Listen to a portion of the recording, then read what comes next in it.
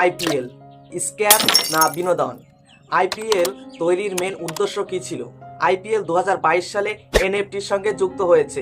NFT অর্থাৎ নন ফাঙ্গিবল token. এই magic token আপনিও সংগ্রহ করতে পারবেন। এটি একটি মাত্র ম্যাজিক টোকেন হবে, এর কোনো বিকল্প নেই, দ্বিতীয় কোনো ম্যাজিক টোকেন হয় না। আসলে জানা যাক এই আইপিএল তৈরির উদ্দেশ্য কী ছিল। এটি শুধুমাত্র বিনোদনের জন্য তৈরি করা হয়েছিল নাকি বিজনেস মডেল?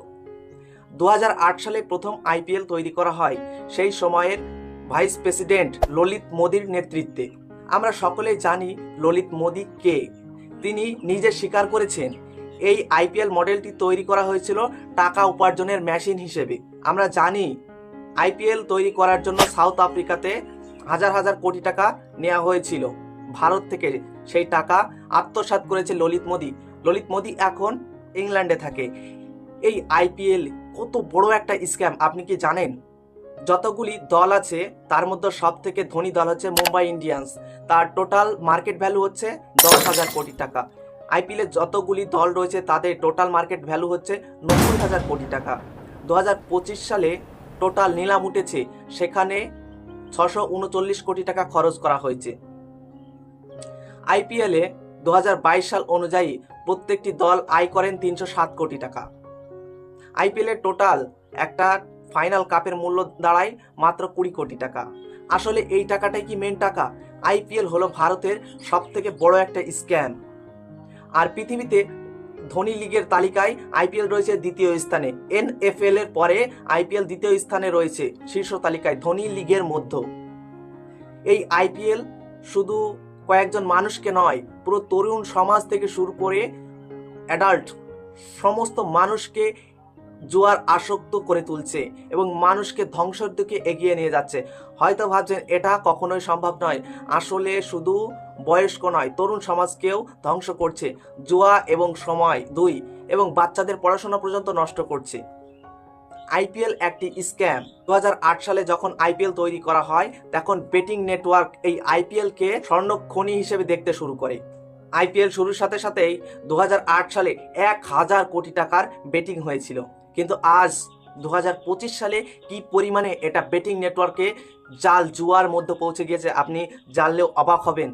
এই তো মাত্র কয়েকদিন আগে ইডেনে একজন মহিলা 12,000 টাকার স্ক্যাম, 12,000 টাকার জালিয়াতির মধ্যে পড়ে গিয়েছে, তার 12,000 টাকা লোকসান হয়েছে। এই 12,000 টাকা আপনার কাছে ছোটোখাটো বিষয় মনে হতে পারে, মাত্র 12,000 টাকা, কিন্তু এটা লক্ষ লক্ষ মানুষের কাছ থেকে যদি এইভাবে টাকা লুট করা হয় তাহলে আপনি কি মনে করছেন এটা কোন পর্যায়ে গিয়ে দাঁড়াচ্ছে? আইপিএল এর সঙ্গে সরাসরি যুক্ত রয়েছে 40 কোটি দর্শক, ভাবতেও অবাক লাগে। এই আইপিএল গুজরাটে একটা মিথ্যা আইপিএল তৈরি করা হয়েছিল কয়েকজন কৃষক এবং কিছু বেকার যুবকদের নিয়ে। আমরা সকলেই জানি গুজরাট হচ্ছে ভারতের সব থেকে মিথ্যা কথা বলার কারখানা। মিথ্যার রাজধানী হচ্ছে গুজরাট। গুজরাটে ফেক আইপিএল তৈরি করা হয়েছে, গুজরাটে ফেক আইএএস তৈরি করা হয়েছে, গুজরাটে ফেক ডিগ্রি দেওয়া হয়, গুজরাটে ফেক মেডিকেল ডিগ্রি দেওয়া হয়, গুজরাটে ফেক ইডি তৈরি করা হয়েছে, গুজরাটে ফেক গভর্নমেন্ট অফিস তৈরি করা হয়েছে। গুজরাট আসলে মিথ্যাবাদীর কারখানা, সেখান থেকে সবই তৈরি করা যায়। 2013 সালে স্পট ফিক্সিং হয়, সেটা আমাদের চোখের সামনে ধরা পড়ে। এর জন্য কয়েকটি দলকে ব্যান্ডও করা হয় এবং কিছু খেলোয়াড়কে ব্যান্ড করা হয়। সর্বশেষ কথা, এই আইপিএল থেকে দূরে থাকুন এবং অন্যকে এর থেকে দূরে থাকতে বলুন। এটা মনে রাখবেন, ধনী সবসময় এই আইপিএল এর মাধ্যমে ধনী হবে আর দরিদ্র সবসময় ফকির হবে। এটা একটা জুয়ার মডেল, টাকা ইনকামের মডেল। সেটা হলো ধনীরা লুট করবে।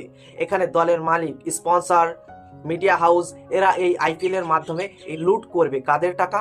আমার আপনার টাকা।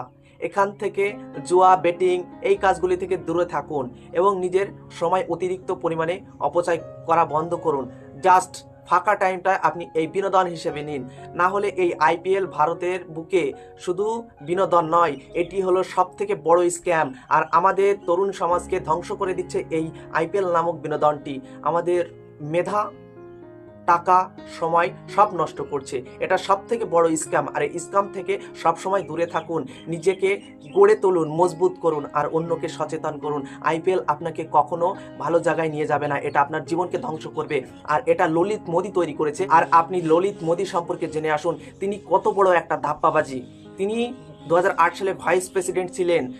তিনি এই কাজটি করেছিলেন শুধু একটি বিজনেস পরিকল্পনা অনুযায়ী। অনেকে হয়তো বলবে বিনোদনের জন্য, আসলে এটা বিনোদন নয়, এটা একটা লুট করার আধুনিক পন্থা। এখান থেকে সাধারণ জনগণকে লুট করছে, আর কোম্পানিরা সেটা আত্মসাৎ করছে, বড় বড় বিজনেসম্যানেরা আত্মসাৎ করছে। আর আমি আপনি বোকার মতো দেখছি আর নিজেদের কষ্টের পরিশ্রমের টাকা তাদের হাতে ঠেলে দিচ্ছি। এটা বন্ধ করেন।